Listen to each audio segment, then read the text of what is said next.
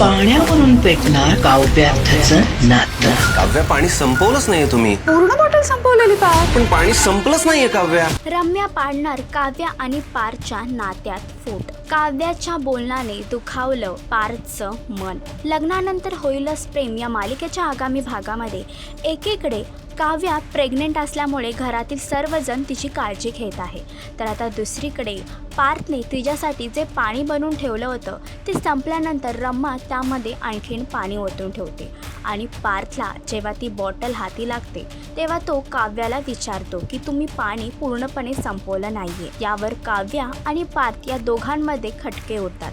एवढंच नव्हे तर काव्या पार्थला सांगते की तुम्हाला माझं खोटं वाटतंय तर तुम्ही माझी काळजी करू नका, तसंही काळजीपेक्षा जास्त पहारा वाटतोय मला, आणि हीच गोष्ट पार्थला अस्वस्थ करते. तर पार्थ काव्याची बाजू समजून घेईल का? मालिकेचा अपकमिंग ट्रॅक तुम्हाला कसा वाटला हे कमेंट करून नक्कीच सांगा.